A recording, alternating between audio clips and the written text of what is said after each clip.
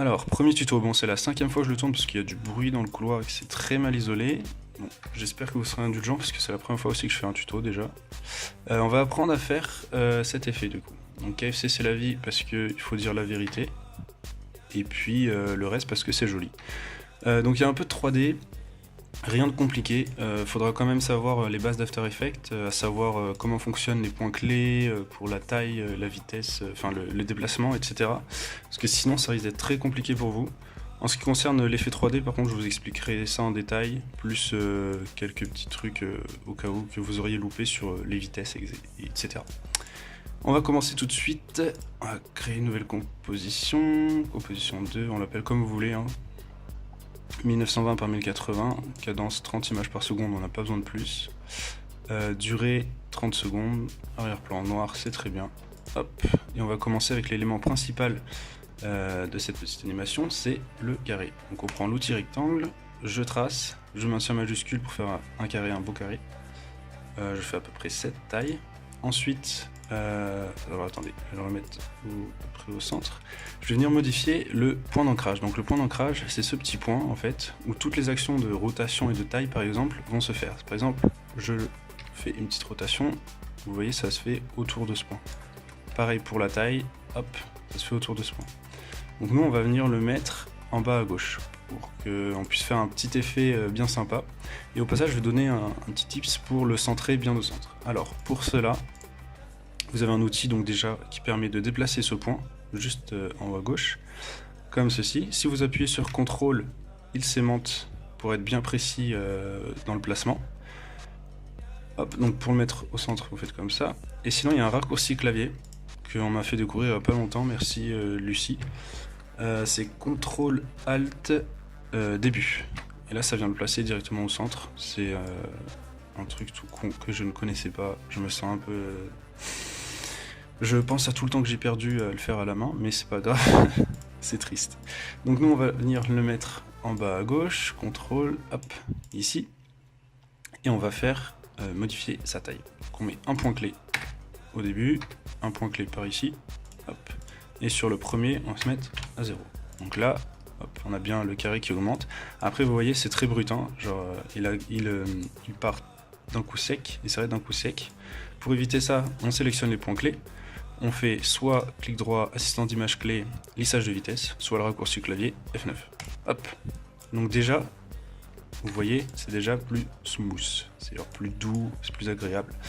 Après, on peut pousser plus en donnant un effet d'accélération. Donc je sélectionne mes deux points sur lesquels j'ai fait un F9.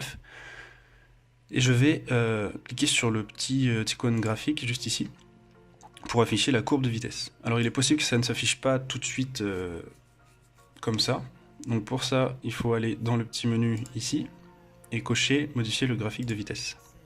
Donc là, vous avez une représentation de la vitesse qu'on peut modifier. Hop, si je sélectionne un point et je tire à gauche, en fait ce qui va se passer, c'est que le début ça va être accéléré d'un coup. Et ensuite ça va ralentir tout doucement pour arriver à la taille finale. Après vous pouvez modifier ça en faisant par exemple le début doux, ou encore le milieu qui est très vénère. Hop, comme ceci. Moi j'aime bien quand c'est un début assez dynamique et une fin toute douce. Voilà, comme ça.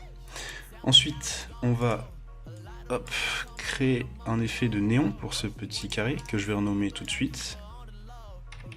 Très important de les renommer parce que sinon on finit par se perdre quand il y en a trop. Bon là ça devrait aller parce qu'il y en a 6, mais on va parler en optimisation de temps, c'est très important. Donc comme ça, je vais dans les effets à droite, effets et paramètres prédéfinis, pardon. Et là, donc si vous avez la version française, l'effet s'appelle lueur diffuse. Et si vous avez la version anglaise, il s'appelle glow, G-L-O-W. Donc je le fais glisser dessus. Et là, je vais augmenter le rayon pour que ce soit plus prononcé. Tac, comme ça me semble pas mal. Donc vous avez avant, après. Là c'est nickel. Maintenant, on va créer le texte que j'avais marqué quoi. Bon, je vais le remettre. KFC, c'est la vie. Parce qu'on aime le KFC. Hop. Non mais si vous êtes vegan, vous pouvez marquer vegan c'est la vie, hein. Il n'y a pas de souci. Donc voilà, je vais le recentrer bien, à peu près bien on va dire, comme ceci. Et j'ai envie par exemple qu'il ait exactement aussi cet effet de néon. Alors plutôt que de venir rechercher là-bas et de le modifier, ce que je vais faire c'est que je vais aller chercher le même qu'on a utilisé pour carré. Donc pour cela vous sélectionnez carré. Si la fenêtre d'ailleurs d'effet ne s'affiche pas, c'est F3 le raccourci. Donc je prends l'effet, CTRL C, KFC, CTRL V. Et là on a le même. Ensuite ce qu'on aimerait c'est que quand le carré grandit, les KFC fassent la même chose. Donc plutôt que de m'amuser à remettre des points clés chiants pour que ce soit bien calé, ce que je vais faire c'est que je vais les lier. Donc je vais dire à KFC, tu vas faire exactement comme carré. S'il se déplace, tu te déplaces. Si il grandit, tu grandis de la même façon. Donc pour cela, je sélectionne KFC, je clique sur la spirale, je maintiens et je fais glisser jusqu'à carré. Et là, vous voyez dans la colonne parent, on peut voir que KFC, son parent, c'est carré. Et là, hop, ils grandissent de la même façon. Maintenant, nous allons voir comment créer les particules. Donc pour ça, pas besoin de trapcode particular ou de trucs compliqués. On va prendre des trucs tout simples qui sont dans After Effects. On va faire clic droit, créer un solide. On va l'appeler particule. La taille, on n'y touche pas. La couleur, on va mettre bien en blanc pour que les particules soient blanches par défaut. Ok. Et là, je vais retourner dans Effet. Hop. Et je vais taper Ball Action. Ball Action si vous êtes un bon français. Hop. Je fais glisser. Et là, vous pouvez voir, il y a une grande grille. En fait, c'est plein de petites boules qui se sont créées à partir du calque blanc. Et donc, si je vais en haut à gauche et que je change de skater, je change leur dispersion, qui est assez aléatoire, vous pouvez le voir, ils vont dans tous les sens. Et donc je vais le mettre au maximum pour l'instant. Je vais réduire aussi leur taille parce que ça faisait un peu trop gros. Comme ça, c'est pas trop mal. Et là, ce qu'il faut remarquer, c'est que à côté du titre de l'effet, il y a un petit cube. Donc ça signifie en fait que l'effet est par défaut en 3D. Donc si je crée une caméra pour me déplacer dans l'espace, alors je crée une caméra. On sélectionne bien caméra à 2 nœuds puisque c'est la plus facile à manier. Pour un nœud c'est assez galère et c'est pour faire d'autres choses. Donc on fait OK. Si je me déplace avec la caméra, donc je vais prendre l'outil en haut à gauche caméra ou alors la touche C. Hop, directement c'est en 3D. Donc là vous dites waouh, c'est fou, c'était si simple. Et oui, c'était si simple. Alors attention, hein, tout n'est pas si simple en motion design. Là c'est vraiment des choses basiques. Donc j'ai fait cet effet de 3D, voilà. Mais par contre, KFC et carré, eux ne bougent pas, parce que par défaut, eux ils sont en 2D. Donc pour cela, il faut que j'aille dans la colonne représentée par un cube en fait, tout simplement, et que je les coche pour qu'on leur dise vous êtes en 3D, vous allez bouger en même temps que les particules. Et donc maintenant, si je bouge la caméra, hop, ça y est, ils sont en 3D et puis ils peuvent être vus sous différents angles. Hop, comme ça. Donc maintenant, on va faire un mouvement de caméra. Hop, je vais dans caméra, raccourci clavier P. Je mets un point ici, un autre quand le carré aura fini de grandir. Alors attendez, je vais sélectionner carré et j'appuie sur U. Alors U en fait, ça me permet d'afficher tous les points clés qui ont été mis dans mon carré. Si par exemple j'ai modifié échelle et position avec des points clés, si j'appuie sur U, ça m'affichera que là où il y a des points clés, donc échelle et position, et pas les autres. Donc je vais à la fin sur le dernier point clé, donc je rappelle que si vous voulez sur un point clé, vous pouvez maintenir Maj pour que ce soit aimanté, ou alors vous déplacez ici avec les deux petites flèches. Donc je vais sur ce dernier point clé, et je dis à la caméra d'être ici. Alors, hop, là c'est inversé, je vais vous expliquer pourquoi, c'est parce que je me suis pas mis ici, parce que là c'est dur de se repérer pour la caméra, pour me dire je vais me mettre en haut à droite. Alors j'ai préféré mettre un endroit où il y avait le carré qui était déjà dessiné pour mieux m'y retrouver. Comme ça. Et donc après, j'ai juste à les inverser. Hop, inverser les images. Je fais un petit lissage de vitesse F9. Je me souviens plus si j'avais mis... Ouais, non, c'est bon. Tac. Donc là, on a un mouvement de caméra tout simple, hein, au final, pour venir se mettre en face du carré. Donc, cet effet de particules... Il est bien joli, mais il est un peu statique. Je sais pas si vous voyez, dès que la caméra a fini de bouger, il n'y a plus rien qui bouge. Donc on va faire bouger les particules. Alors pour cela, c'est tout bête. Je vais dans particules, je me mets au début. Je coche, je mets un point clé sur scatter. Scatter ou skater, je ne sais pas. Je vais plus loin, on va dire vers la fin de la vidéo à 2 secondes. Et là, je vais modifier, je vais baisser un peu. Tac. Et donc, on a un petit mouvement de particules plutôt sympa. Alors après, on peut donner un petit effet aussi pour le néon. Vous savez, quand on allume un néon, des fois, quand ils sont vieux, ils clignotent au début. Donc on va donner cet effet au néon, sur le carré surtout. Hop, donc ce qu'on va faire, c'est qu'on va prendre carré, on va lui dire du début jusqu'ici, tu vas clignoter. Et ensuite, tu vas rester fixe. Donc pour ça, je vais le séparer en deux. Donc je sélectionne le calque, CTRL, Maj D, ça le coupe en deux.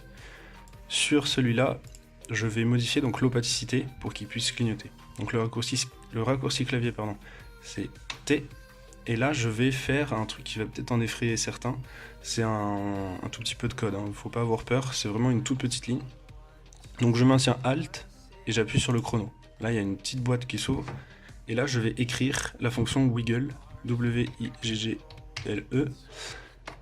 Ouvrez la parenthèse, 100,200. Oula, je vais taper. Virgule 200, fermez la parenthèse, point virgule.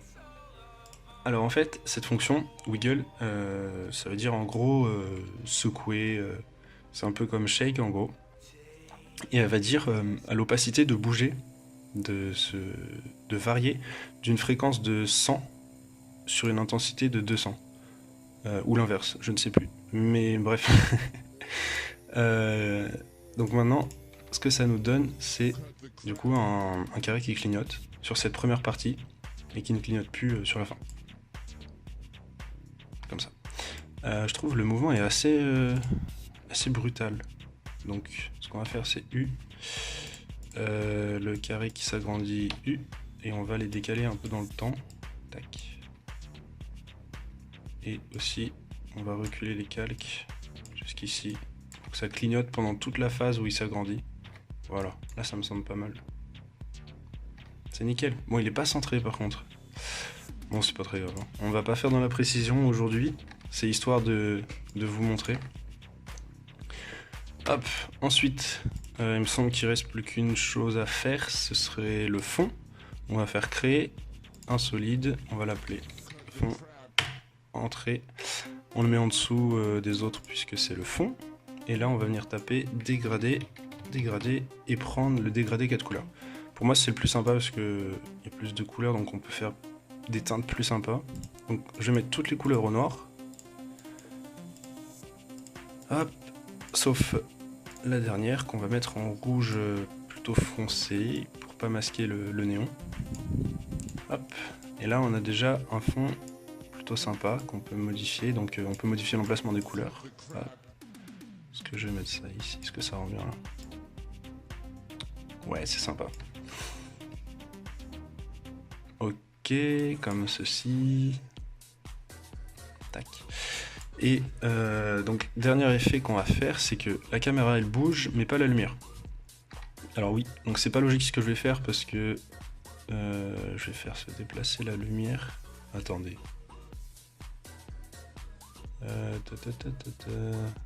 Non, si c'est un peu logique. Bref, on va faire se déplacer la lumière en même temps que la caméra. Donc la caméra, elle est ici, j'appuie sur U pour afficher les points clés. Pour le fond, je le sélectionne, je mets un point clé pour la couleur de sa position. Et en fait, je vais lui dire, quand la caméra tourne, d'aller se mettre plus à droite. Donc on la met ici au départ. Je vais au deuxième point clé de la caméra. Et ici, je la mets là. Hop, on peut voir le mouvement. Donc j'appuie sur U pour afficher les points clés, plutôt que d'aller les chercher dans les longs menus déroulants. U, je les sélectionne, je fais F9, je regarde s'il y avait eu un mouvement d'accélération que j'avais mis sur la caméra. Il n'y en a pas, donc je laisse comme ça. Et normalement, voilà, donc c'est à peu près tout. Maintenant, à vous de vous débrouiller, d'explorer un peu les possibilités. Déjà, rien qu'avec la caméra, vous pouvez faire beaucoup de choses. Par exemple, vous pouvez rentrer après dans votre texte, vous pouvez encore tourner autour.